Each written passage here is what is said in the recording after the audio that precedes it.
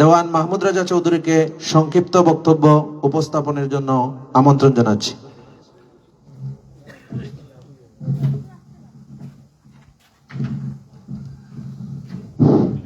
আউযুবিল্লাহি মিনাশ শাইতানির রাজিম। বিসমিল্লাহির রহমানির রহিম।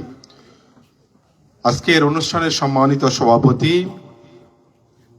এবং মুসলিম সাহিত্য সংসদের যারা এখানে এসেছেন, বিশেষ করে সাবেক প্রেস ক্লাবের সভাপতি, মুসলিম সাহিত্য সাবেক সাধারণ সম্পাদক, সাবেক সভাপতি হারুনজামান চৌধুরী, আফতাব চৌধুরী, কবি কালাম আজাদ, তারা সিলেটের সাহিত্য সংস্কৃতি অঙ্গনের দিকপাল, আমাদের এখানে বসা আছেন আমাদের সাংবাদিক, আপনার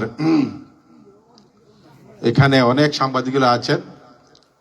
আমার প্রশ্ন হলো যে আমরা যেখানে এসেছি কি জন্য আসলাম সেটা আমাদের বুঝতে হবে।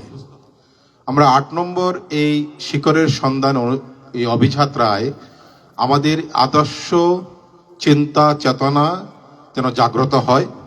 দেখেন, ১৩৪ বছর পূর্বে সেই মাদ্রাসা হয়েছিল এখানে। উনি ৩ দিকে পারদর্শী ছিলেন। একজন খেলাফত আন্দোলনের নেতা ছিলেন। আমি সৌভাগ্য, আমার চরম পরম সৌভাগ্য, দেওয়ান মোহাম্মদ আজরফ সাহেবের বাবা আসাম খেলাফত আন্দোলনের সভাপতি ছিলেন। আর আমি এখানে তার উত্তরসূরি হিসাবে আরেকজন খেলাফত আন্দোলনের নেতার বাড়িতে এসেছি। খেলাফত আন্দোলন, তারপর উনি সাহিত্য সংস্কৃতি ইসলামের প্রচারক এবং আধ্যাত্মিক জগতের একজন পুরোধা ব্যক্তিত্ব।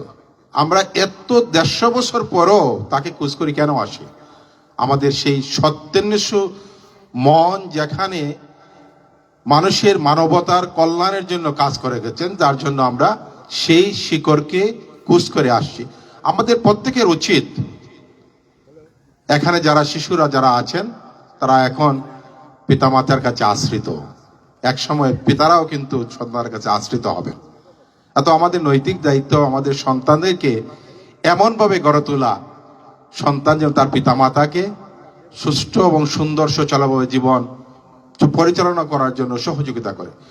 ঠিক তদ্রূপ তৎসা সাহেবের বাবা একটা অত্যন্ত সুচল এবং সুন্দর বৃক্ষ বলবো, উপাধি হিসাবে বলছি আমি, উপমা হিসাবে, যে ব্যক্তি সৃষ্টিকর্তার সবচেয়ে বেশি প্রশংসা করে, সৃষ্টিকর্তার প্রশংসা যে ব্যক্তি সবচেয়ে বেশি করে, তার প্রতি রব্বুল আলামিন অত্যন্ত দয়ালু হয় এবং সেই ব্যক্তি পৃথিবীতে দুনিয়া এবং আখিরাতে সম্মানিত হয়। সেই দৃষ্টিকোণ থেকে তসনা সাহেব